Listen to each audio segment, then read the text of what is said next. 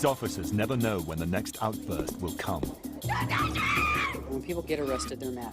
We start invading their close personal space, they get even more angry. In the line of fire, surrounded by drug addicts and the mentally ill, violence is the only certainty.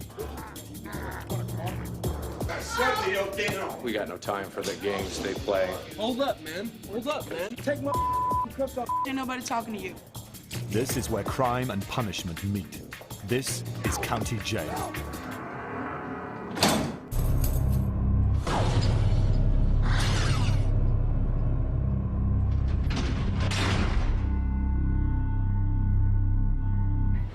Ready?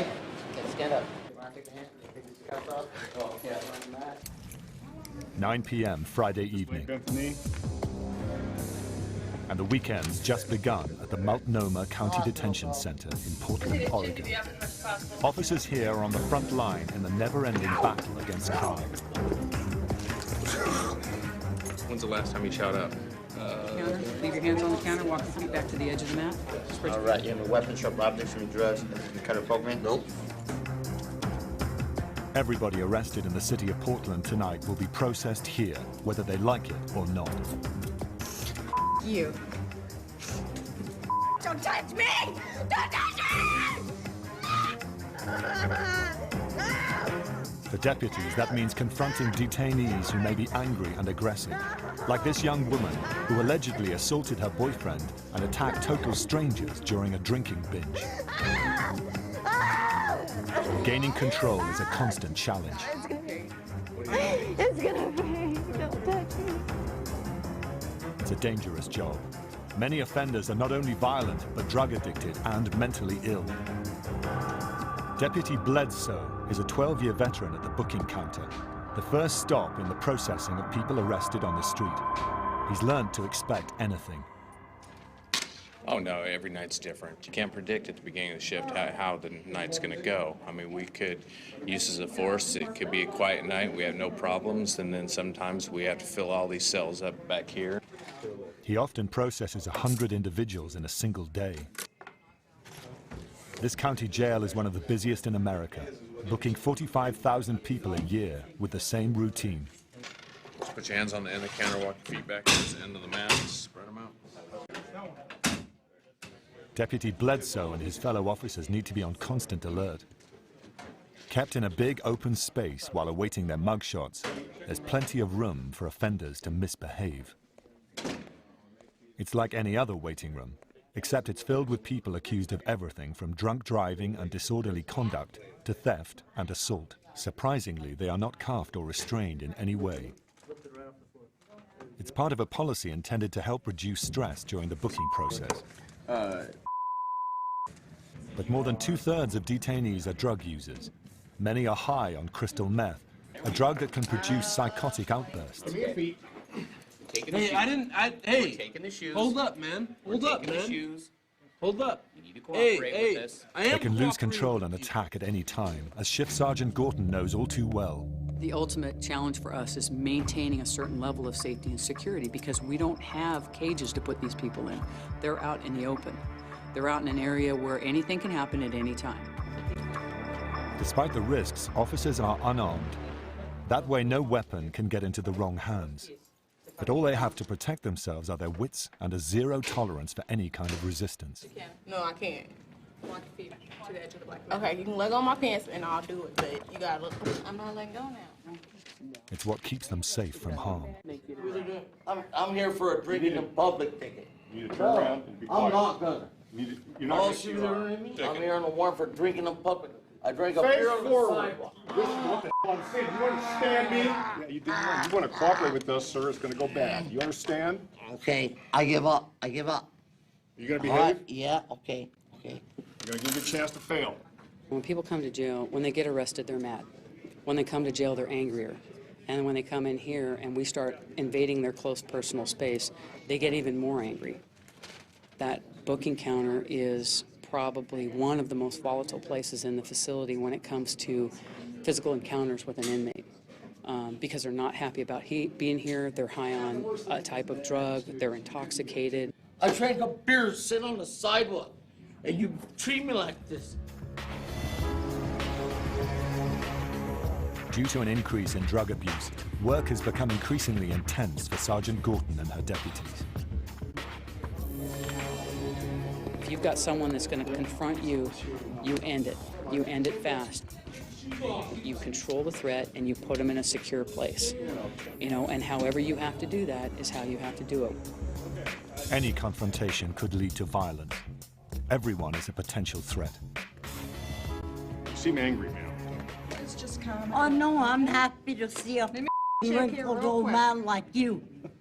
How do you like that? Late in the evening, a belligerent detainee puts Deputy Bledsoe immediately on guard.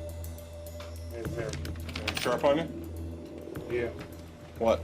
My tongue. Your tongue? Police arrested the man for disorderly conduct. Officers say he has a history of street fighting. Where were you born? I was born in a reservation. The handcuff comes off, put your hand flat on the counter. Do you understand? Yes, sir. But when the cuffs come off, it's easy for a suspect to lash out. Reach down, take your shoes off, place them flat on the counter. Yes, sir. Sir, yes, sir. Take your watch off, place it on the counter. Sir, yes, sir.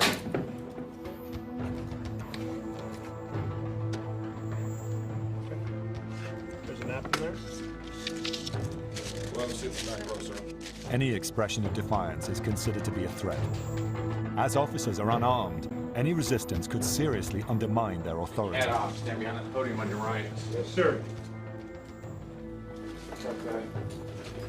And talking back just isn't tolerated. What, bro? What are you? It's a mistake the offender pays for with a visit to one of the unit's 9 isolation cells. We got no time for the games they play. He had a definite attitude when he's walking down there. He wouldn't follow direction. He went and stood behind to get his picture taken. He copped an attitude with me, and he just wouldn't cooperate. So we put him in ISO 4. The 6 by 9 foot room is a stripped down version of a standard cell with a wooden bench and no bed. With so many volatile drug addicts coming in nearly every night, the isolation cells are in constant use. That's very common. We'll have like maybe on a rough night, maybe 10 of these. More than that.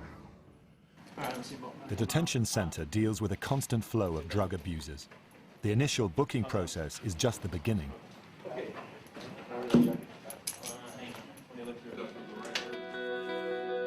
Heroin addict Paul Lyman knows the drill. He says he's been here 32 times, enough to know how to take his own fingerprints. Actually, that was a pretty good print. You did yourself. All right, wash your hands. Tonight he's booked on a charge of petty theft. He was stealing clothing to support his drug habit. Once he's processed, Paul Lyman will be moved onto one of the upper floors of the detention center, into one of the housing cells. The 16-story high-rise in downtown Portland holds nearly 700 inmates, more than some state penitentiaries. Inmates are held until their hearings or trials, or to serve sentences ranging from a few days to a full year. We have everything that a state penitentiary has. We have inmates that are in here from a state penitentiary awaiting trial. We have murderers, we have rapists, we have drug addicts, we have drug dealers.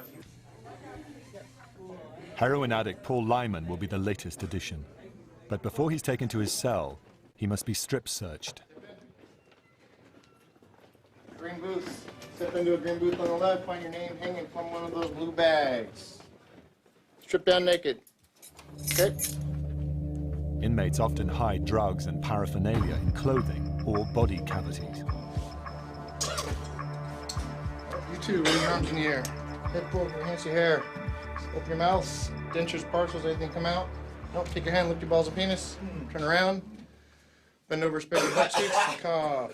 You can see your feet, look at your toes. Next one. Thank you. There you go. As an addict, Paul faces something far more harrowing than a strip search in a jail cell. Denied drugs, he'll go through a long and agonizing withdrawal.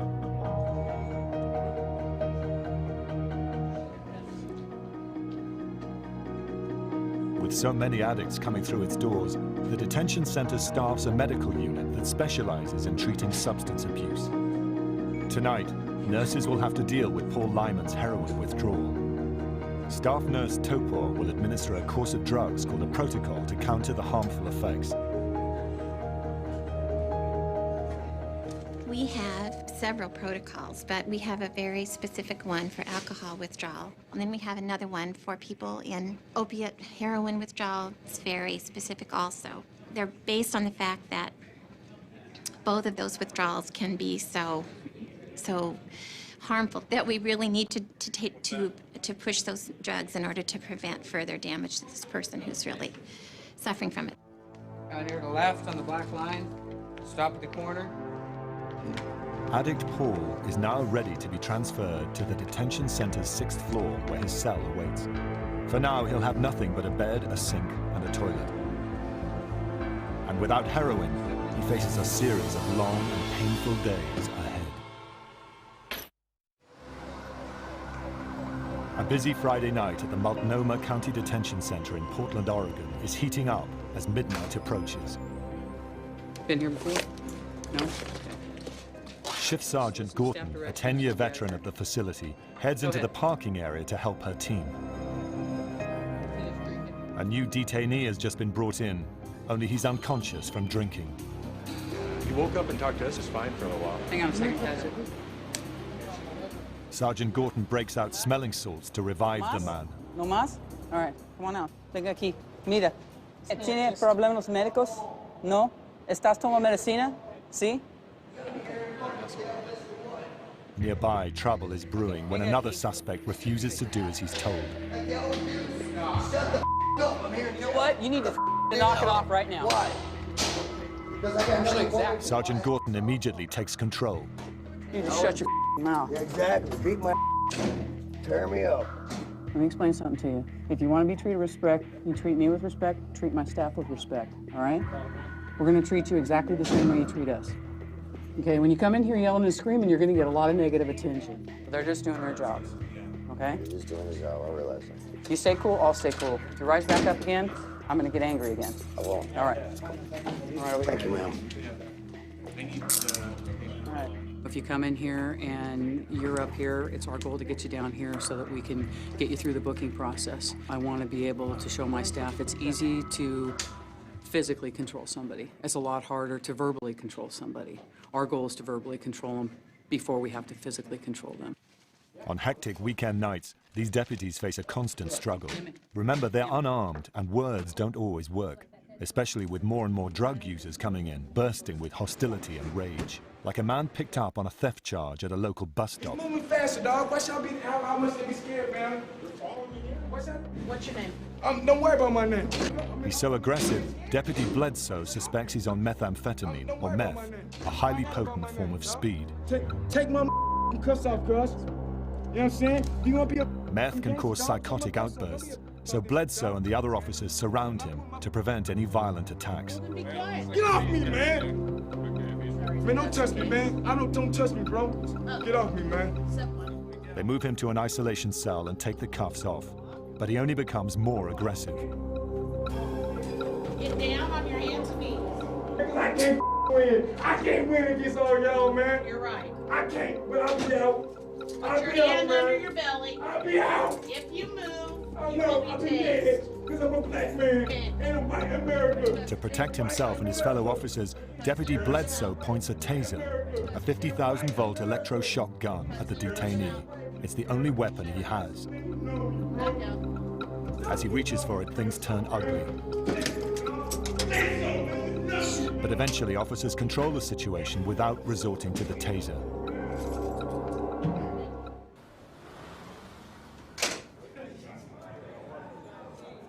Fortunately for the deputies, not everyone is so aggressive. I scared myself. About a third of the people arrested in Portland tonight will be charged with minor offenses, like trespassing and public drunkenness. They'll get a citation similar to an infringement notice. Citations are here for identification purposes only. They have a little less patience than most people that come in here. Many are first-timers, and they don't like being treated like criminals. They're not familiar with the process because chances are they haven't been here before. And if they haven't been here before, then this whole process that they're going through is new to them, and they get very upset about that. But many of them are still drunk or high, which makes them unpredictable and potentially dangerous. If everybody knows the rules, everybody stays safe. But some cases, like this alleged drunk driver, have trouble understanding anything. So here's the deal. I'm gonna take the handcuffs off. When the handcuffs come off your wrist, your hands go on the counter. You understand? Yes. Okay. And by taking your hands off the counter, I will deem that a threat to my safety and have to take appropriate actions.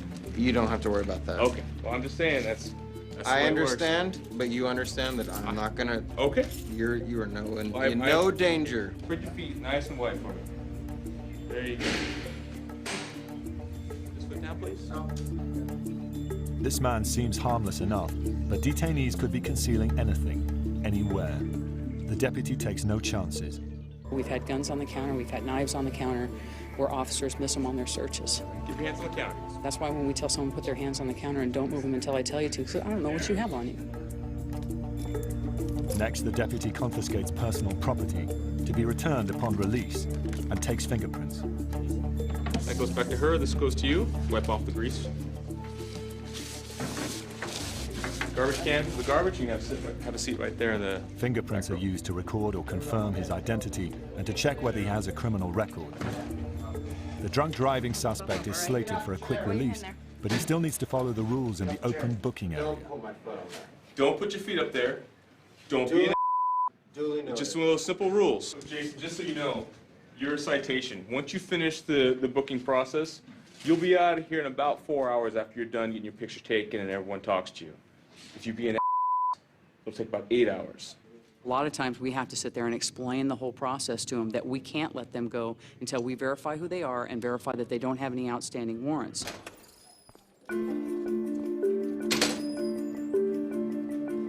Surprisingly enough, some people even turn themselves in at the detention center.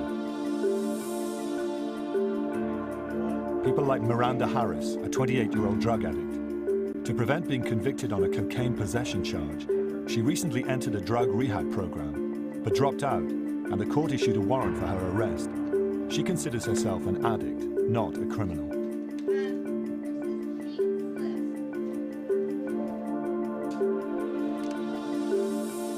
No, I'm an addict. That's not all I am. Though I might share a similar charge with someone else. Not being defined as an individual is the hardest thing about being here. This is not a place where I plan to stay or keep coming. Though she came in on her own, to deputies she's just another offender.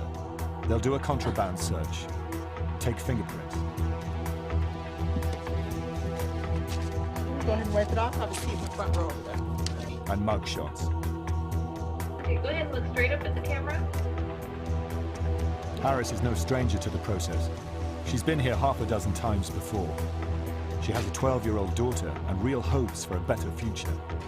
But the rehab program may have been her last chance to make good in the eyes of the court. Now, when she faces the judge, he could let her drug conviction stand, and she could do serious time behind bars. Harris will be held for the whole weekend in a housing cell on one of the building's upper floors until her hearing on Monday. But first, officers in the classification unit must work out which cell block she'll go to. It's their job to assess each inmate and the danger they represent to themselves and others. If she's paired up with the wrong cellmate, somebody could get hurt. For the detention center, it's a critical process.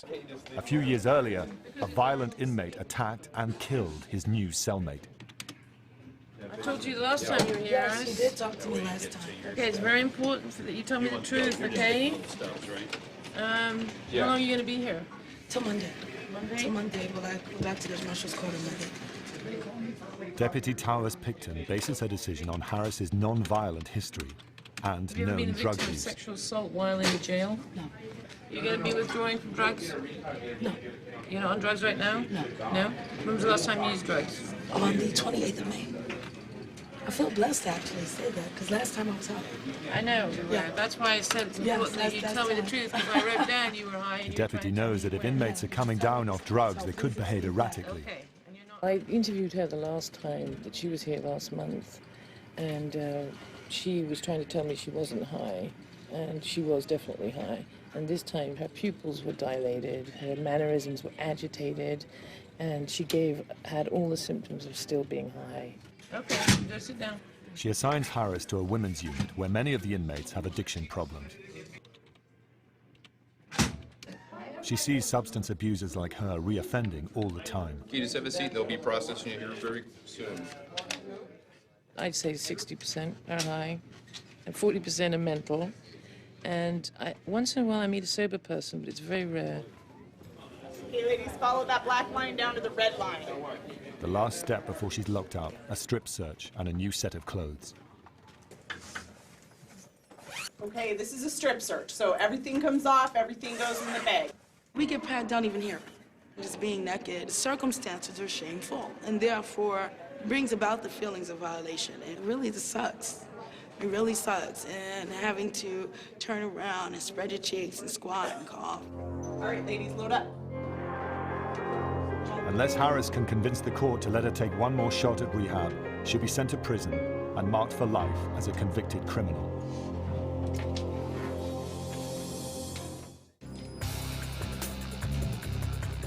Okay, you take your hat off or your sunglasses. Do you have any jewelry of any kind? Sunday, but it's no day of rest at the Multnomah Detention Center in downtown Portland, Oregon.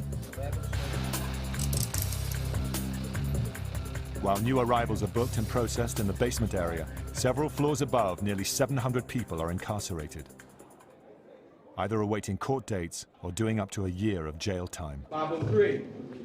Portland, Oregon, baby, Multnomah County. The jail is filled beyond capacity, so maintaining control and preventing violence is the first priority. To manage the flow of inmates, 5 floors of cell blocks are divided into small housing units.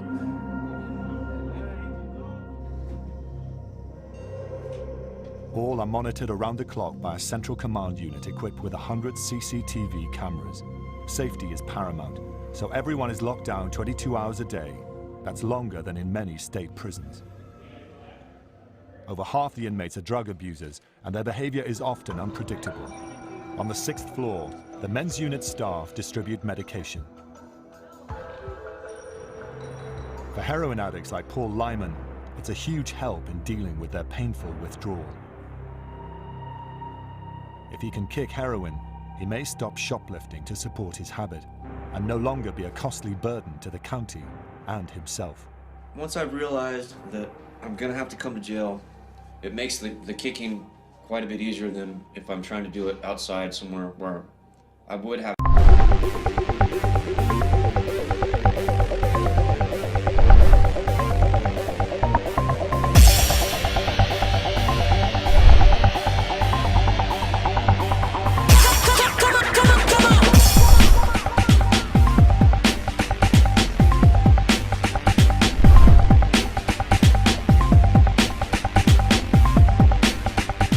Access to be able to go get drugs if I needed to.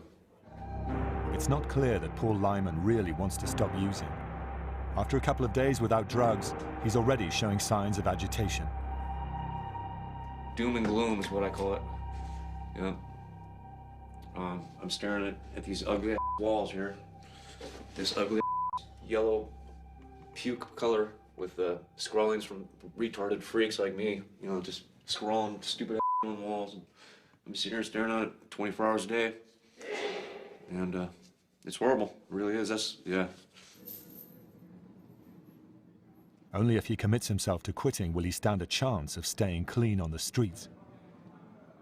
Go directly from jail right into a program instead of out right onto the street, and then where you have more of a chance of relapsing. As Nurse Topor explains, outside programs may be the only way to break the cycle of drug abuse and crime. We have limited amount of money to spend on the very expensive medications that they require. We don't have the staff to probably provide all the services they need, so it just goes on and on. Nurses often see users who are also suffering from another problem, mental illness. You often see what we call dual diagnosis people here, and it might be even triple diagnosis. There are people that have mental illness that use drugs and alcohol to treat their mental illness on the street.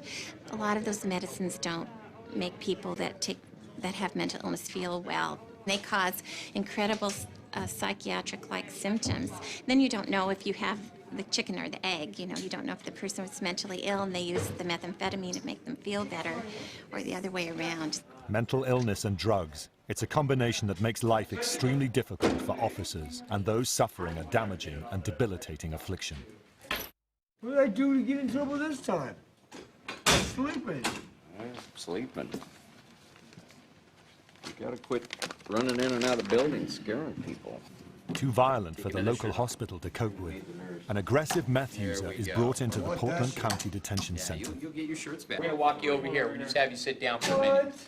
Hey, just for a minute. I don't want to sit down here for a minute. I'm trying to my way up in there. Go ahead and have a seat.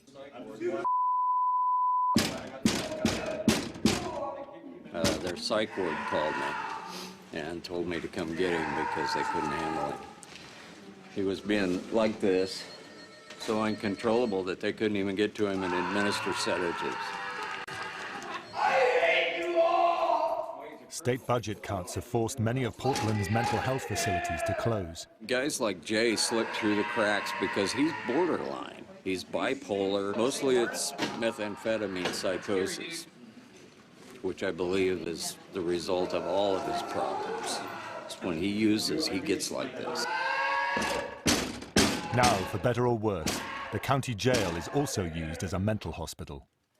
I'm going to recommend 45 days because of this behavior. It'll be here most definitely because he'll be on the, he'll be getting psychiatric care here. When the mentally ill are out of control, they are sent here, cell block 4D, the psychiatric ward. It's home to the 10 most extreme cases of mental illness on any given night. You need to pull yourself under control, okay? Tonight, the Deputy Bledsoe works on the unit alone. It's his job to make sure that none of the inmates in the unit harm themselves or anyone else. You got to read these people. Sometimes they'll be fine in 1 minute, and next minute they'll just snap, and they'll be on you. Very assaulting. The majority of your staff assaults occur in this unit. For safety, the cell doors are locked at meal times. Bledsoe serves their trays through a narrow food port. Hot tray. There you go, man. Enjoy. And when it's time to hand out medication, he escorts the nurse to discourage misbehavior. Most of them refuse to take medication. They're the feces eaters, the flutters, the ones that are really combative, the ones that are way out there. And we can't force medicate them, so this is where they go. One inmate called Parish George also claims he didn't receive his breakfast this morning. He's been eating his own feces ever since. Bledsoe calls the duty sergeant and asks for a deputy to be posted outside his cell to prevent any further self-harm. His assignment is suicide watch. He'll just sit there and check on him every 15 minutes until it's a constant watch. All the deputies can do now is wait and watch. But most inmates don't harm themselves. They're actually afraid of being assaulted by other, more violent inmates. There's always a chance that you come out this door that you're going to be confronted. There's always a threat of violence. Whether you're going out to use the phones, whether you're getting your meal, whether you're going to rec, it's always a possibility. Ain't nobody talking to you. You heard what I said. I mean, I'm not a troublemaker. I just keep it simple. I don't really start trouble and stuff, but I do defend myself. Drug addict Miranda Harris is only going to be here for another day until her court date. But that already seems too long to wait. I could deal with isolation. I can deal with the nasty food. I can deal with all of that. It's what it represents that's driving me crazy. Miranda claims she was committed to legal studies until she was arrested for possession of cocaine. Now she's an inmate sharing a cell the size of a bathroom with a woman whose crime she doesn't even know. Their only activities, sleeping, reading, and some daily recreation. Hey, dinner time, ladies. Want to open up your door? Why don't you come out and get your trays? At mealtime, Miranda has 15 minutes to eat. We had greens, we had this one piece of meat, and this a piece of cake. I miss my vegetables. The food still sucks, and nobody's heard of salt and pepper here. Yeah, this is gross. Tomorrow morning, she'll ask the judge to let her return to rehab, even though she's already dropped out several times. She couldn't handle the program's strict rules before, but now she wants one more chance. I'm trying to avoid prison. You know, if I'm terminated from this program, I wind up on probation, I have to do more jail time. And really, I'm not even concerned about that as it is keeping a felony on my record. Having a felony on my record, I can't deal with that. I can't deal with that, and that disturbs my goals to finish my paralegal studies. If she can't convince the court she's ready to build a better life for herself and her daughter, her future may be behind bars.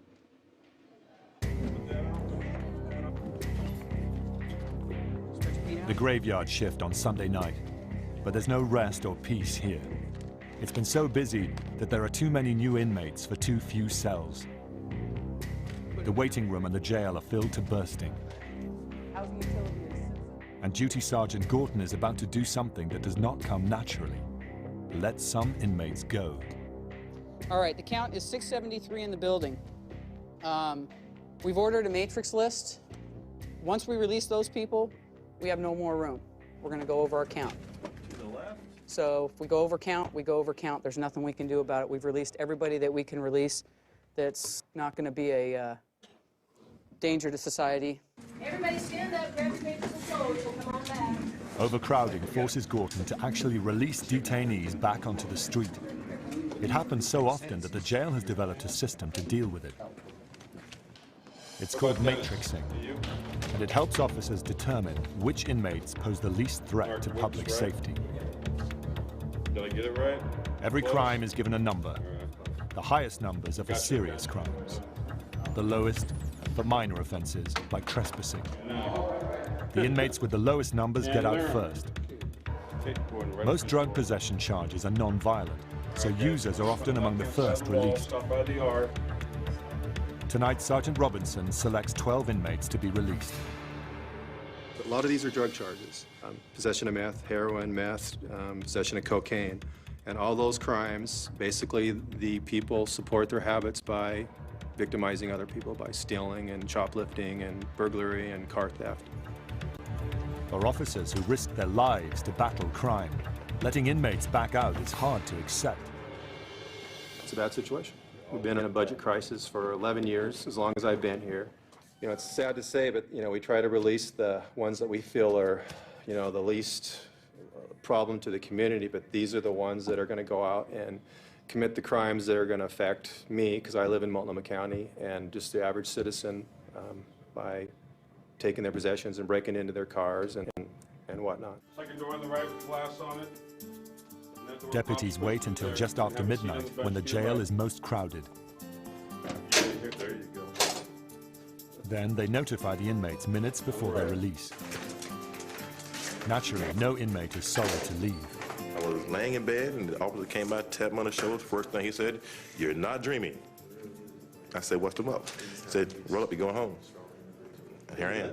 They got a 23-hour lockdown here at the Justice Center, which is kind of unhumane, you know, so crazy. They keep bringing them in and we don't have a place to put them. The county continues to cut our budget. You know, public safety is not high on anybody's list, it seems, anymore. Unfortunately, because of that, we have to let these offenders back out into the public where they're more apt to reoffend. We've let people out and 2 hours later they're back. How you doing? How you doing? All right. Let me guess, you didn't have any shoes last time you left, did you? No, I had some. Someone walked away with them. For some of the inmates who remain incarcerated, it hasn't been such a good night. In the jail's psychiatric ward, inmate Parish George has had another psychotic episode. 2 days ago, he was eating his feces. Now he's cut his wrist with a food utensil. Acting Sergeant Phelps got to him before he could seriously hurt himself. I got the spork away from him. That's what he was cutting his wrist with. He's definitely going to be going on suicide watch. Since his jail clothes could be fashioned into a noose, George has put in a suicide smock. It's made of anti-tear material. Stuff put together, okay? And that's have the worker come around and bag up his stuff. Make sure he wears gloves, because I don't know where blood got. I don't think he's paid that much, but I'd rather have him do it than you. Behave yourself, all right? Now, Sergeant Phelps needs to get George out of the unit while they clean up the blood and mess in his cell. He handcuffs him and leads him out, but George is angry. Telling them, well, kill yourself, you piece of shit. You don't got no balls, da-da-da-da-da. Pisses me off. Sergeant Phelps watches the troubled inmate closely. Although he's handcuffed, he could still attack the officer. Phelps wants to get him into a new cell as soon as he can. But there's a problem. If he puts him in a cell with a double bunk, George could fling himself off the top. I can't have you in here because there's bunks and, you know, when you're into self-destructing behavior, I can't have you jumping off a bunk to hurt yourself. So we're going to be somewhere where there's, you know, just one bunk there. I do appreciate being cooperative. Phelps manages to find a single bunk cell in the overcrowded jail. Come on through here, Mr. George. Get you out of those handcuffs. Get you some peace and quiet here. With George in a new cell, Phelps can bring medical officers up to treat him. It's hoped they'll be able to calm him and keep him from killing himself.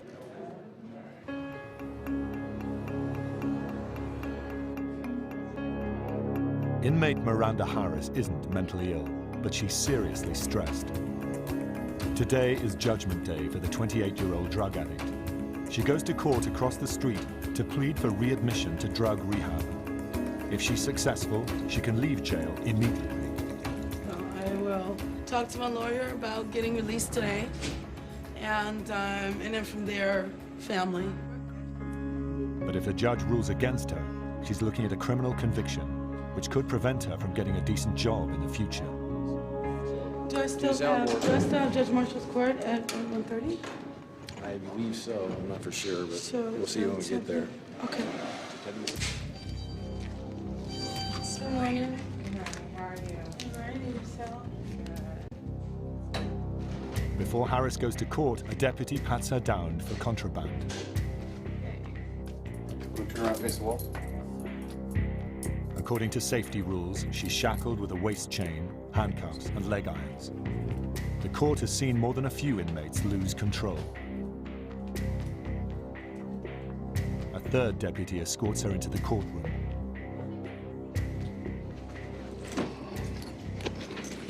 Okay, who's next, Mrs. Leo? Miranda Harris.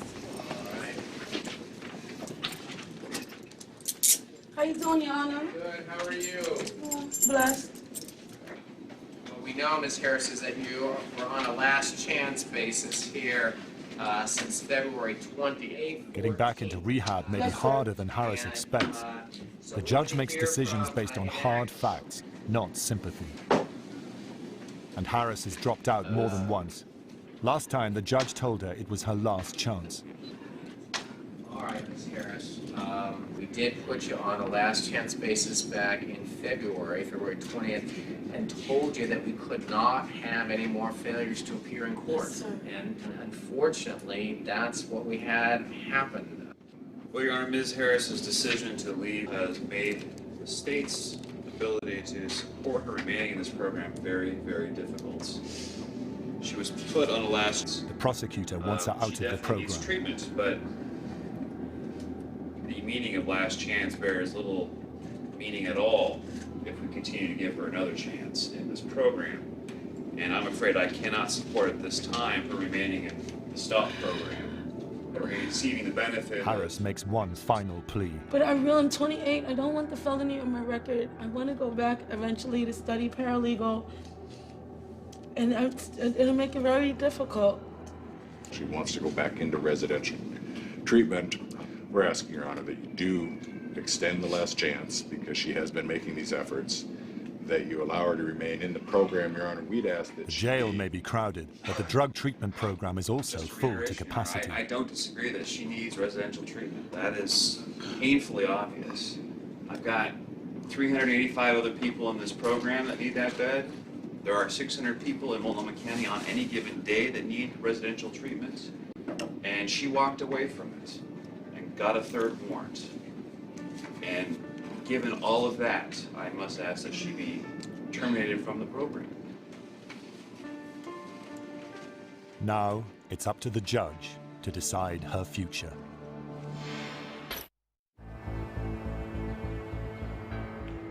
I really don't want to be terminated from the program. And Your Honor, I have a report from INACT. Now, If the county court allows addict Miranda Harris back into the STOP drug program, she can dodge a criminal conviction and go home. The alternative isn't pretty. More jail time. Harris waits for Judge Marshall's ruling.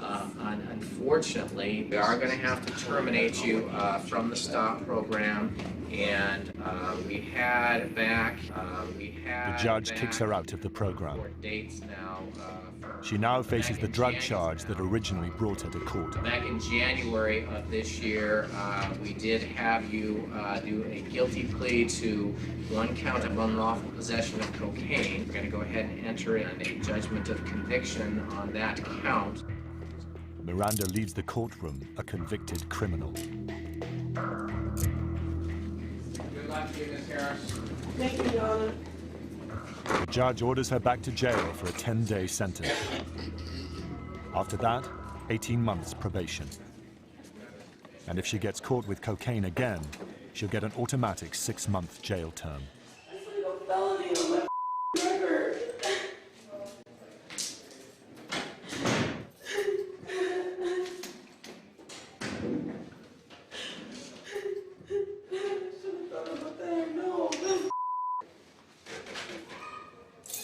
As a convicted criminal, she may be marked for the rest of her life. The system demands a substantial price from Miranda Harris, but it gives inmate Parish George a second chance. As Deputy Bledsoe soon discovers, medical staff have worked wonders with George.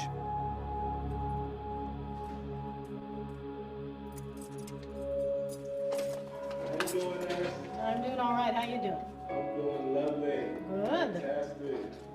Okay, these are crushed. All right, that's cool. They've adjusted his medication to prevent his extreme highs and lows. Sometimes I'm right in the middle like now, but sometimes I can't help myself to react the way I do and talk the way I do and stuff like that.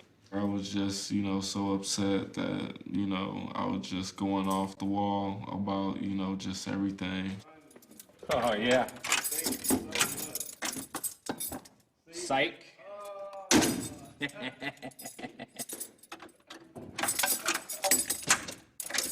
All right, man. This is a cool deputy right here. I feel like my bipolar is intensifying the older I get, and I'm trying to work with the doctors here to get the right medication for me, and it seems like it's working because, as of lately, my behavior's been exceptional, and I'm doing good.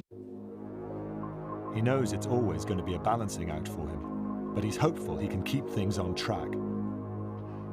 Just trying to ease my mind and just hopefully, because I'm smart, got potential.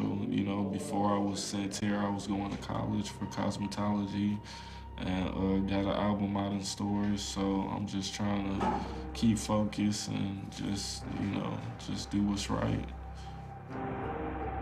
If he continues to improve, Deputy Bledsoe will move him out of 4D into the general population. The detention center has no shortage of mentally ill inmates, so an empty cell in the psychiatric ward would be most welcome. At the front desk downstairs, the daily parade of detainees never stops for officers like Deputy Bledsoe and Sergeant Gorton. This time, they're saying goodbye to Paul Lyman and Miranda Harris. God is off the damn food chain. Miranda has completed her sentence. Now she's got less than 24 hours to register with her probation officer, or she'll be in trouble. God, I thought I'd never get up out the She'll have to comply with weekly visits and random drug tests for 18 months. Hey man, do you have a light? One slip and she'll be right back in county jail. It has happened to her before. Okay. And I gotta put these things back on? Exactly. I don't know. All of your jail clothes, including the shoes, this bin right here. All right. The overcrowded detention center releases heroin addict Paul Lyman early to make room for more dangerous No, criminals. this is big on purpose. No.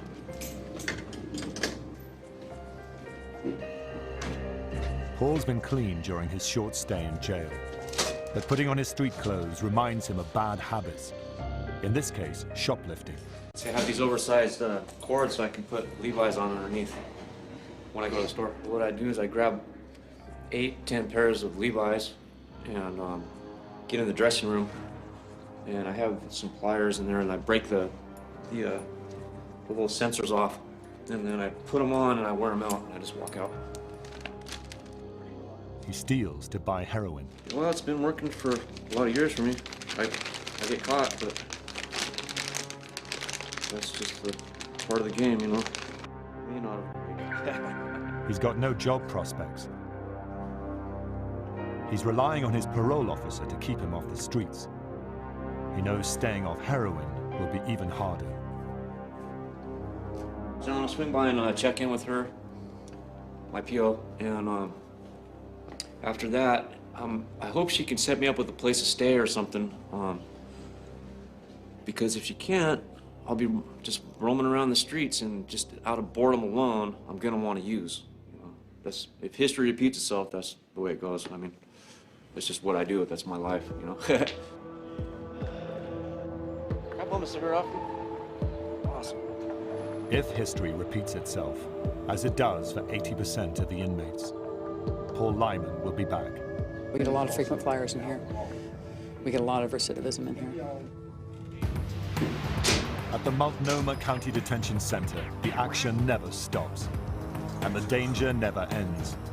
Between the violent offenders, the mentally ill, and the substance abusers, each day Sergeant Gorton, Deputy Bledsoe, and their fellow officers will be there, risking their lives in the fight against crime.